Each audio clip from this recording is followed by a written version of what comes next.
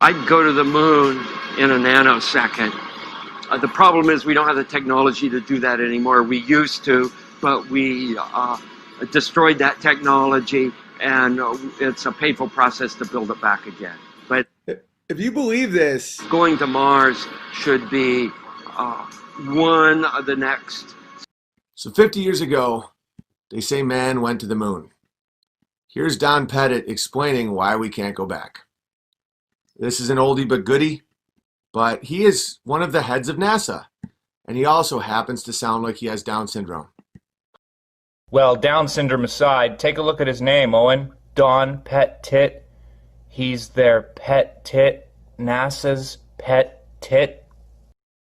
I'd go to the moon in a nanosecond.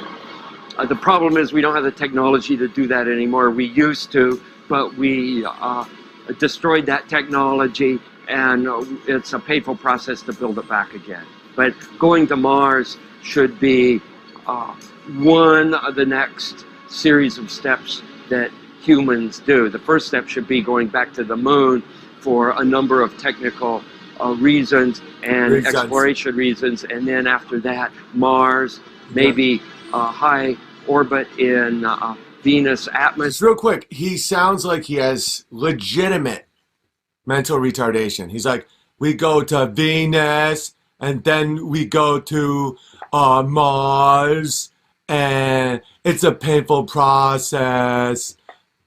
Scientists don't use words like painful. That is an emotive word. Emotive. Painful. It's too painful of a process. They talk in technicalities. They claim to be objective. They say it's a painful process. Okay, this isn't a random guy. He's one of the heads of NASA, and they say that he always goes to the International Space Station. He's one of their head guys. He sounds like he has an IQ around, and I'm not exaggerating, 60. We were never able to see stars from the lunar surface or on the daylight side of the moon by eye without looking through the optics. I don't recall during the period of time that we were photographing the solar corona what stars we could see. I don't remember seeing any. You can see the stars. Oh yeah, you know, and pretty much all the time you can see the stars. Recognize that guy? That's our doofus that just said that we destroyed all the technology. So this is Neil Armstrong, Buzz Aldrin. They're saying that they can't see the stars, and then the other guys are like, oh yeah, of course you can see the stars. I don't remember seeing any. And how to effectively manipulate the camera to achieve the desired misleading effect. NASA claims that the Houston transmissions were the only ones taking place with the astronauts. Listen now as Houston Control initiates a conversation with the crew, only to find them too preoccupied with the behind-the-scenes trickery to respond. Moments pass, and the oversight is picked up on by the clandestine third party, who quickly prompts them with talk. Immediately, Neil Armstrong speaks. Apollo 11, Houston, Goldstone says that the TV looks great. Over.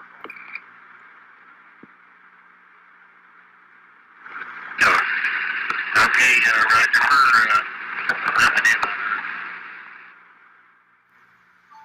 Again, the illusion they are attempting to create is the Earth at a distance to demonstrate their far journey from it and their ability to survive passing through the Van Allen radiation belts. Understand, too, that only about 20 seconds of this raw footage was ever broadcast to the public, and these conversations discussing their deception were believed to be private, until now. Here they discuss that these television transmissions were in fact not broadcast live as everyone believed. They were first screened and edited for playback later.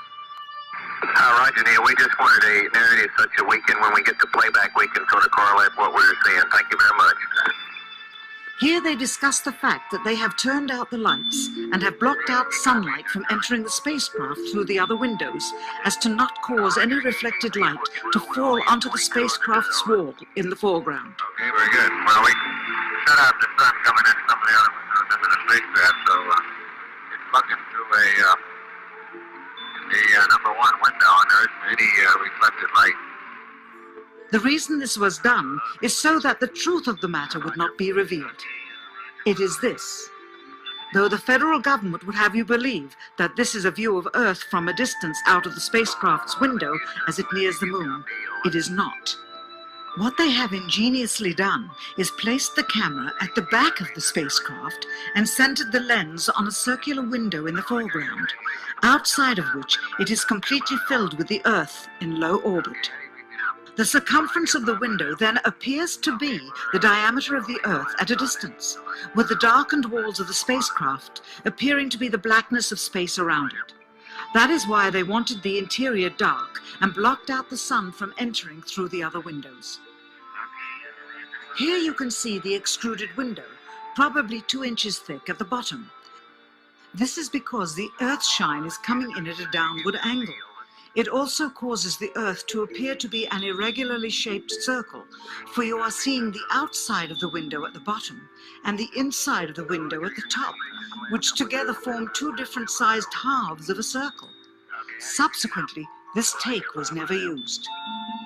As they perfected the shot, a crescent-shaped piece of black material was inset slightly into the window to create the illusion of the Earth's terminator line dividing night and day. It is uncannily convincing.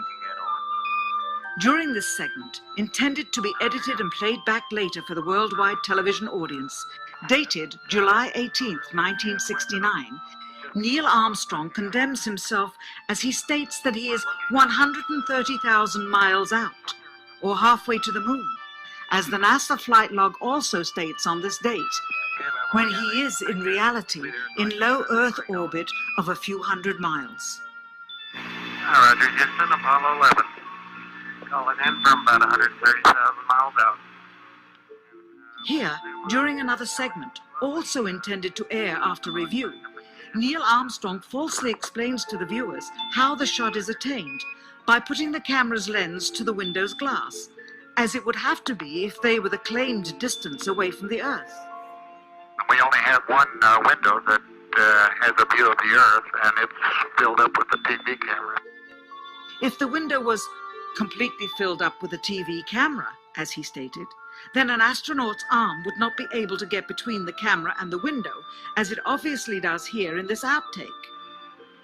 South America, beyond the Terminator, or inside the shadow. You can also notice how the astronaut operating the camera reacted to the mistake by attempting to pan away from it.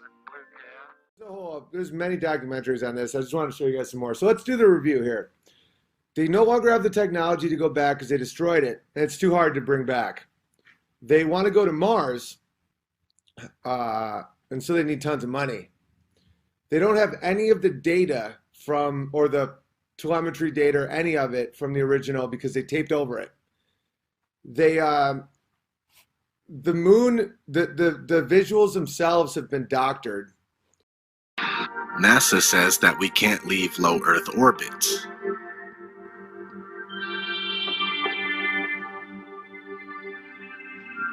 Right now, we only can fly in Earth orbit. That's the farthest that we can go. The kinds of technologies that we're testing out on space station are definitely helping us with our goals of going beyond low Earth orbit. Early in the next decade, the set of crewed flights will test and prove the systems required for exploration beyond low Earth orbit. And I thought we already did, Barack. I thought we already left low Earth orbit before. These people don't even remember their own lies. All right, so check out this Neil Armstrong interview. He's only given one interview in his entire career, and this is it. We have with us a group of students among America's best. To you, we say, we have only completed a beginning. We leave you much that is undone. There are great ideas undiscovered, breakthroughs available to those who can remove one of truth's protective layers. That's very cryptic. As we get further away from Earth, we'll pass through the Van Allen belts, an area of dangerous radiation. Radiation like this could harm the guidance systems, onboard computers, or other electronics on Orion. Naturally, we have to pass through this danger zone twice. Once up, and once back. But Orion has protection. Shielding will be put to the test as the vehicle cuts through the waves of radiation. Sensors aboard will record radiation levels for scientists to study. We must solve these challenges before we send people through this region of space. For this flight, it's time to head home.